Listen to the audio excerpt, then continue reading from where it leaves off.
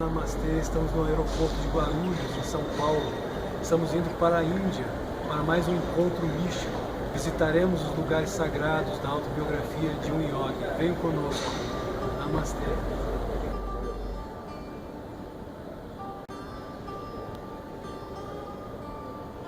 O embarque para a Índia é precedido de alegria.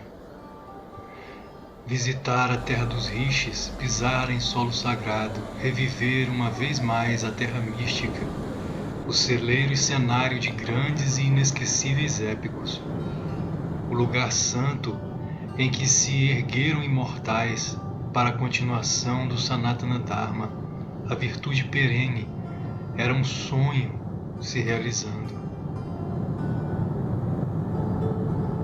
Eu, Alexandre Campelo, juntamente com Rodrigo Correia, amigo e irmão de Senda, saímos de Brasília para Guarulhos e fizemos escala em Dubai, Emirados Árabes. No aeroporto de Dubai visitamos algumas lojas com artigos árabes.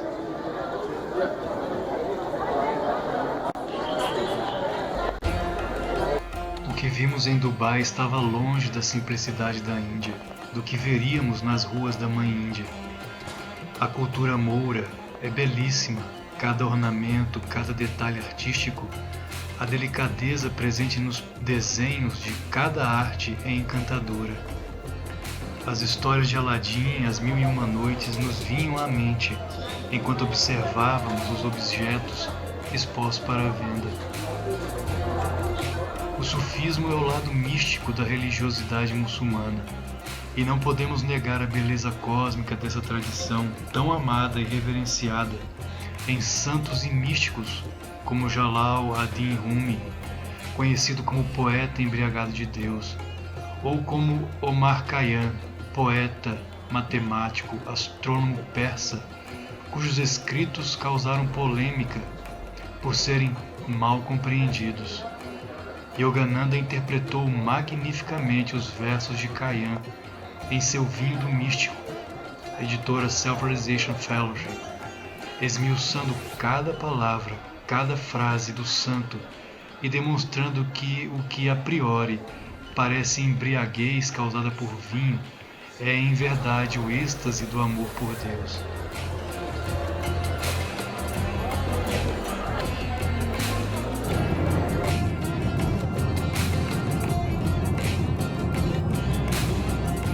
Embarcamos novamente, agora em direção a Calcutá.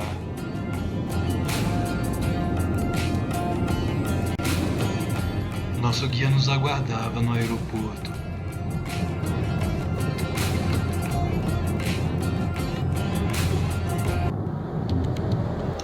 No aeroporto nos encontramos com nosso guia, Debashi, que nos esperava para filmarmos as ruas sagradas daquela cidade santa, onde viveram muitos místicos como Ramakrishna Paramahansa, Swami Vivekananda, Paramahansa Yogananda, o mestre Mahashaya, autor do Evangelho de Ramakrishna, a própria Madre Teresa e muitos outros santos como Baduri Mahashaya, o santo que levitava.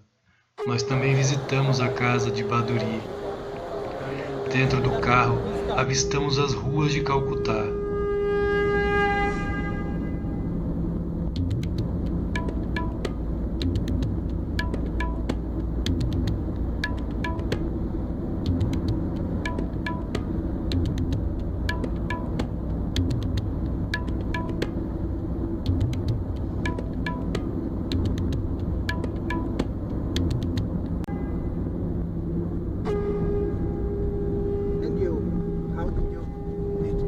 Em determinado momento, quis que o nosso guia explicasse com suas palavras a visão que tem de Kali, uma das formas de Deus como mãe. What kind of? Fiz essa pergunta porque vi no painel do carro uma imagem de Kali. Em cada um dos carros que entramos na Índia, até mesmo de táxi, percebemos que os painéis possuem pequenos altares dedicados a santos, a mestres ou a deuses, que são na verdade representações do Deus único. Apesar do panteão hindu ser enorme, um grande número de deuses, todos eles na verdade representam o Deus único, manifestações diferentes do mesmo Deus.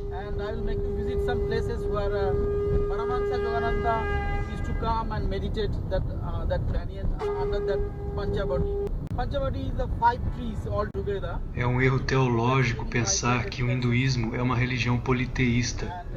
Na verdade, como dizia Teilhard de Chardin, o hinduísmo é uma religião panenteísta. O panenteísmo é a crença em um único Deus, mas um Deus que se manifesta de inúmeras formas diferentes, que é onipresente, onipotente, onisciente e ao mesmo tempo imanente e transcendente. Ele pode ser adorado em suas inúmeras manifestações, seja como Krishna, seja como Kali, seja como Deus Pai, Deus Mãe, em inúmeras formas, não há limitações para ele. E é por isso que o hinduísmo é considerado a religião mais eclética. Deus não pode ser enclausurado numa redoma de preconceito. Ele se manifesta de inúmeras formas em diferentes épocas e tradições.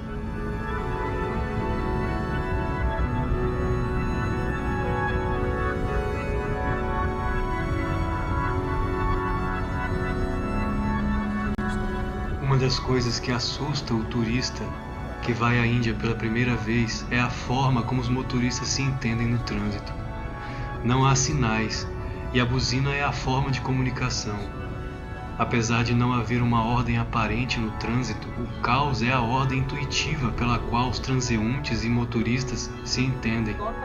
Sem a buzina, os acidentes aconteceriam facilmente. A ordem está na buzina, pois não vimos sinais em parte alguma.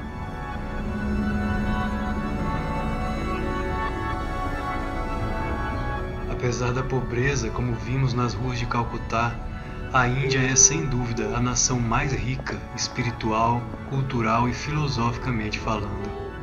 Um povo feliz, pacífico, que facilmente sorri aos ocidentais, um povo acolhedor. Apesar de o Ocidente não reconhecer o pensamento hindu como filosófico, pois impregnado de religiosidade, não podemos negar as imprescindíveis contribuições de pensadores como Adi Shankaracharya, o fundador da Ordem dos Swamis, declarado a mente mais vasta do Oriente, somente pelo fato de serem metafísicas. Aos poucos, a própria ciência ocidental se debruça sobre conceitos orientais na tentativa de compreender aquilo que vem em laboratórios de altas energias. O próprio Einstein esteve com o poeta e místico hindu Rabindranath Tagore, e muitos físicos contemporâneos têm sorvido conhecimento na fonte védica, conhecimento milenar dos rishis, os sábios iluminados da Índia antiga e moderna.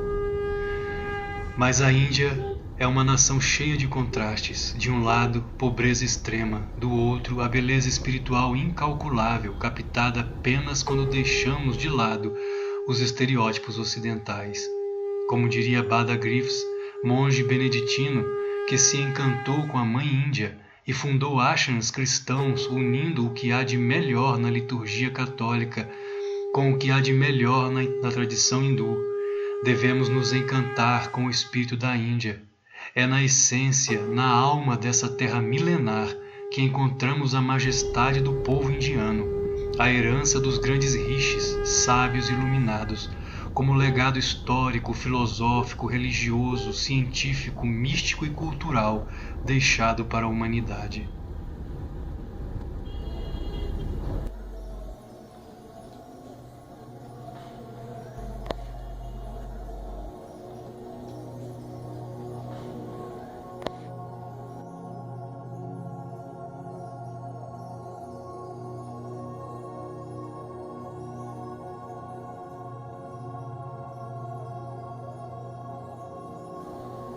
Chegamos ao ashram da Yogoda Satsanga Society of India, fundada por Paramahansa Yogananda no período da tarde, e aproveitamos para descansar um pouco, mas à noite não resistimos e saímos para filmar o Diwali, o Festival das Luzes.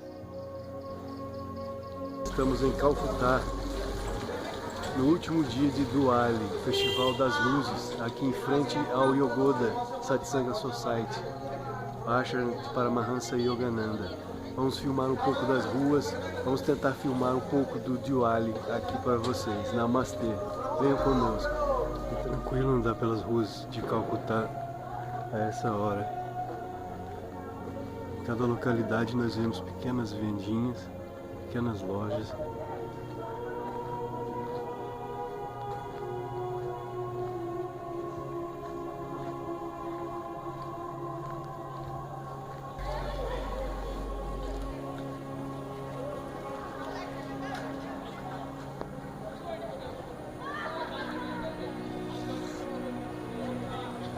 O Diwali é o Festival das Luzes, a simbologia da vitória da luz sobre as trevas, e é comemorado nessa época na Índia. As casas enfeitam os prédios, enfeitam os templos com luzes, que faz lembrar o Natal, o nosso Natal cristão. Existem diversas histórias sobre Diwali, sobre a vitória de Krishna, a vitória de Rama, a vitória dos avatares sobre as forças das trevas, sobre os demônios.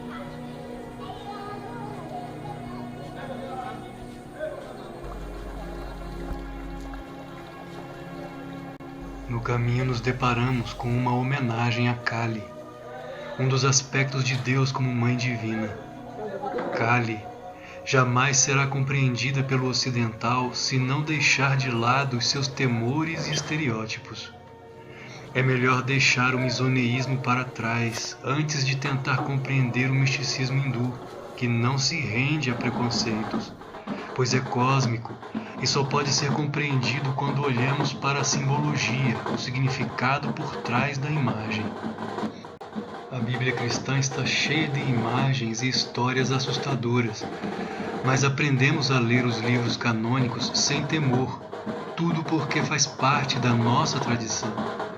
O que Jung chamaria de misoneísmo, o temor ao que é exótico, ao que é diferente, é parte de um choque cultural, não apenas pelo fato de o outro ser diferente, mas por não nos debruçarmos com o devido respeito científico e a atenção sobre a visão de mundo do outro, para compreendermos a profundidade do que o outro pensa, retirando as cascas superficiais das ideias falsamente pré-concebidas. Como diria Jesus, tire primeiro a trave que está em teus olhos, para ver com clareza o cisco no olho do teu irmão. Estávamos filmando de longe e um dos membros nos chamou para que nos aproximássemos e filmássemos de perto. A simbologia de Kali é a seguinte: Kali é a Shakti, a força primordial do universo, que está dentro do ser humano, adormecida no primeiro chakra.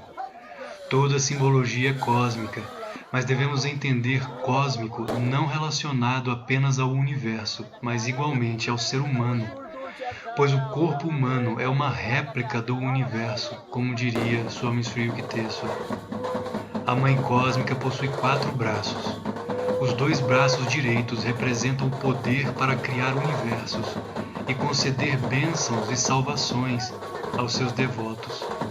Já os 2 braços esquerdos seguram uma cimitarra, espada de lâmina curva, e uma cabeça decapitada, que representa o poder de conclusão ou dissolução do cosmos no seio do espírito.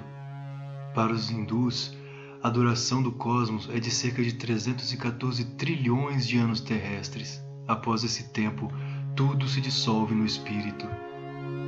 Kali também é representada com a pele azul ou com a pele negra, porque o cosmos é escuro apesar de haverem muitas estrelas no céu à noite. Na imagem de Kali vemos ela colocando o pé direito sobre o peito de Shiva, do Senhor Shiva. Isso representa o domínio da matéria, da mãe, do cosmos sobre o espírito. Shiva representa o espírito e a mãe representa a matéria. Os tambores representam o som da criação cósmica, da manifestação, preservação e dissolução do cosmos. A dança de Shiva, a dança de Kali, a dança dos átomos, a dança dos astros, de todos os corpos celestes.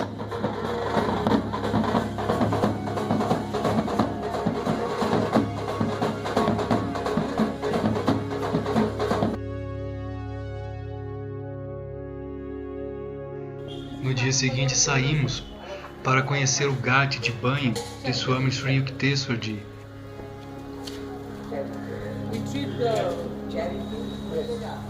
It means we treat the local people without money. They don't have to pay you when you work there. We give the medicine, doctors.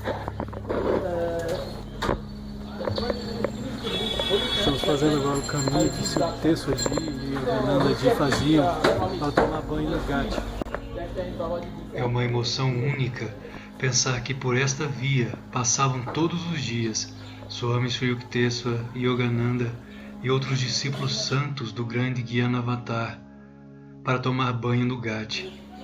E foi neste mesmo lugar, mais à frente, que Yukteswar teve a visão, uma das visões, de Mahavatar Babaji.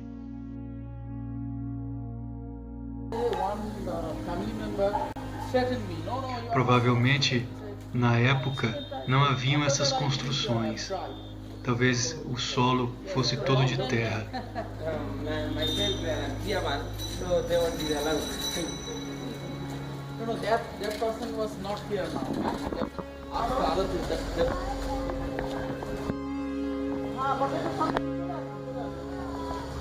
সামনে চলে আসুন।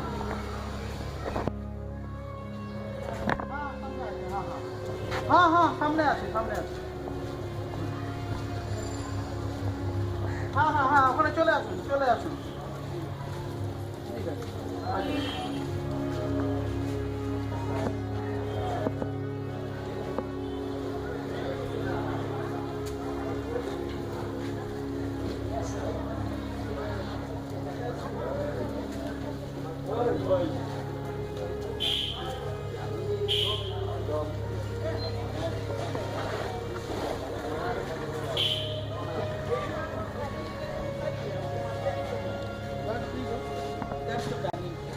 Os pés descalços de Yogananda e Yukteswar Ji passaram muitas vezes por este caminho para se lavarem no Ganges.